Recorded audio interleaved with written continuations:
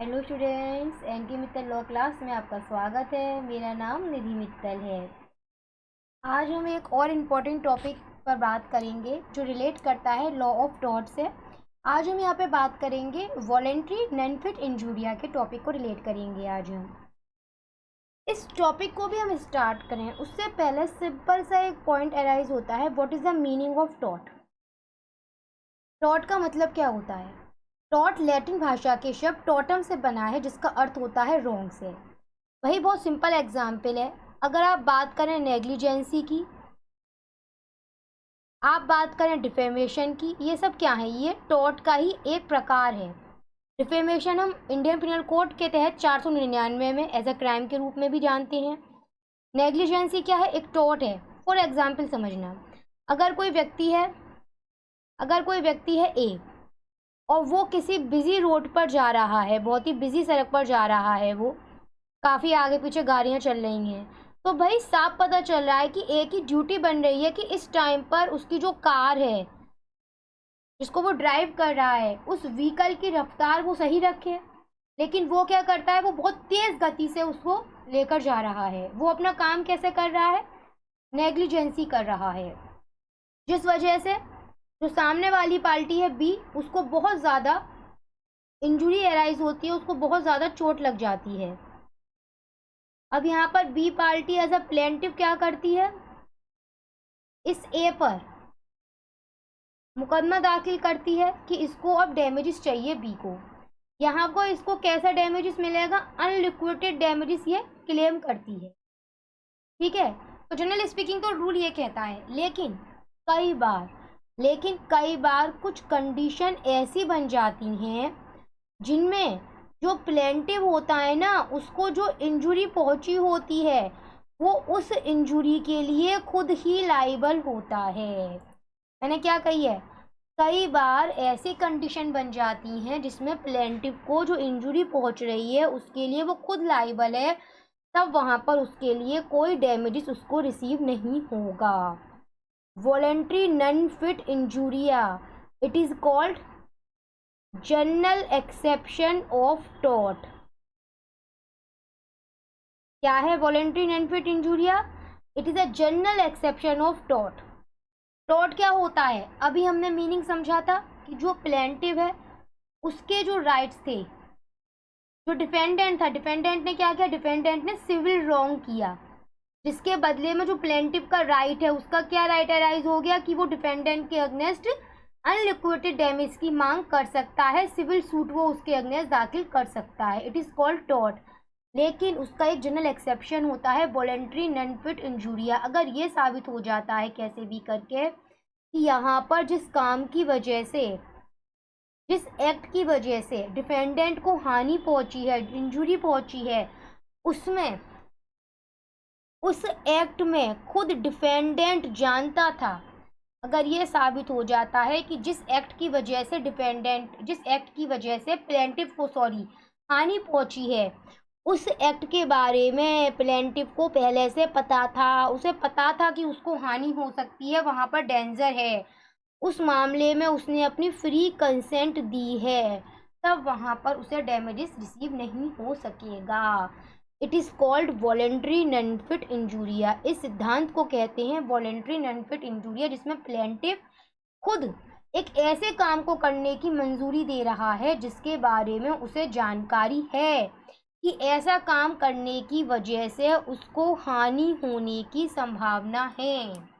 कैसा काम करने की अनुमति दे रहा है? कि उसे हानि होने की संभावना है, प्लस इस प्रकार की जब वो अपनी हामी भर रहा है तो वो फ्री कंसेंट होनी चाहिए, किसी दबाव में नहीं ऐसा होना चाहिए। लीडिंग केस है स्मिथ वर्सेस ब्रेकर का, इसमें लीडिंग केस है।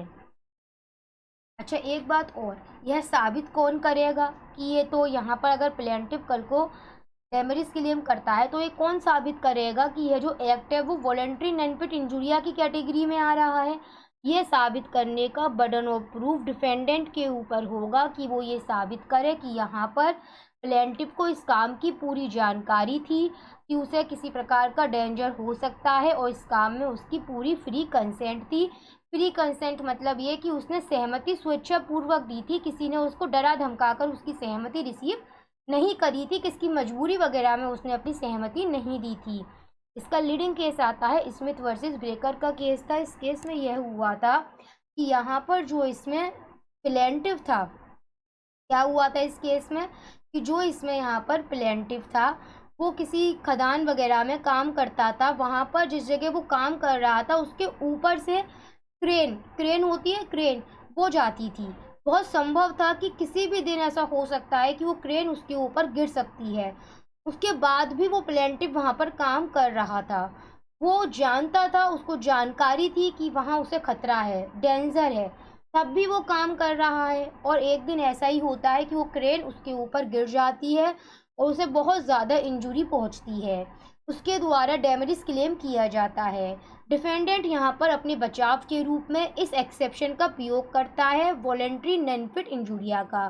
वो कहता है कि जो प्लेंटिव था उसको जानकारी थी, उसको पता था कि जिस जगह वो काम कर रहा है वहाँ पर कभी भी क्रेन उसके ऊपर गिर सकता है, उसको जानकारी थी, इसलिए हम यहाँ पर उसको डैमेजेस क्लेम नहीं करेंगे। पर कोर्ट ने क्या डिसाइड करा? कोर्ट ने यहाँ पर कहा कि माना उसको जानकारी थी, माना उसे पता था कि खतरा है, डेंजर है, उसको जानकारी थी, लेकिन वहाँ काम करना उसकी मजबूरी थी। मैंने शुरू में भी कहा था उसे खतरे का ज्ञान था, जानकारी थी, ठीक है, प्लस उसकी कंसेंट, फ्री कंसेंट होनी चाहिए, किसी मजबूरी में या दबाव में वो कंसेंट नहीं होनी चाहिए, और यहाँ पर उसको डैमेजेस मिलेगा इस संबंध में। चलिए एक और आप अभी मतलब इसका मतलब क्या समझे आप इसमें? वॉलेंट्री नॉन फिट इंजूरिया का जनरल स्पीकिंग मीनिंग बात की जाए, it is a exception of, general exception of tort. और अच्छा, इसका लीडिंग केस कौन सा? स्मिथ वर्सेस ब्रेकर का है। बर्डन ऑफ प्रूफ किसके ऊपर पाया जाएगा? डिफेंडेंट के ऊपर पाया जाएगा कि प्लेंटिव को उस खतरे की जानकारी थी, उस डेंजर की जानकारी थी, उसकी यहाँ पर संबंध में फ्री कंसेंट थी, तभी यहाँ पर वो डैमेजेस क्लेम नहीं कर सकता प्लेंटिव इसमें। पर कुछ परिस्थितियाँ और बनती हैं आगे, जैसे कि एक और केस हुआ है इसमें, हेंस वर्सेस हार्वुड का केस हुआ है। कौन सा केस हुआ है?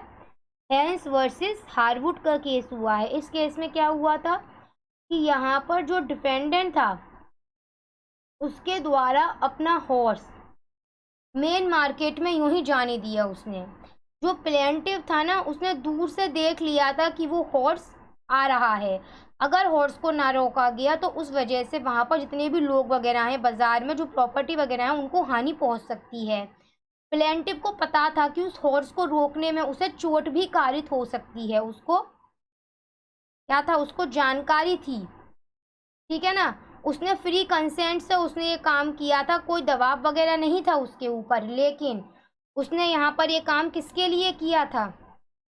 ये हम एक्सेप्शन का बता रहे हैं, उसका भी एक और, लेकिन यह काम उसने किसके लिए किया था? प्रॉपर्टी और बॉडी के बचाव के लिए उसने किया था इस संबंध में, इसलिए यहाँ पर इस प्लेंटिव को डैमेजेस क्लेम मिलेगा।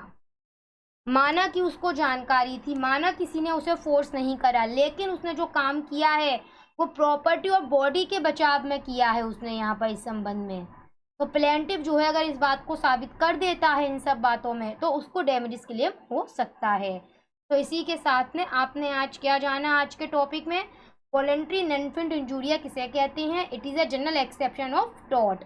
इसका लीडिंग केस है स्मिथ वर्सेस ब्रेकर का केस है। इसमें कुछ एसेंशियल हैं जिनको डिफेंडेंट के द्वारा साबित किया आना ज़रूरी है, तभी डैमेजेस यहाँ पर प्लेंटिव को नहीं मिल सकता है। लेकिन अगर प्लेंटिव यह साबित कर दे कि वो जो काम कर रहा है, कुछ और परिस्थितियाँ बताई गई हैं, वो अगर उनको साबित कर दे प्लेंटिव, तो फिर उसको फिर यहाँ पर इस संबंध में डैमेजेस क्लेम हो सकता है।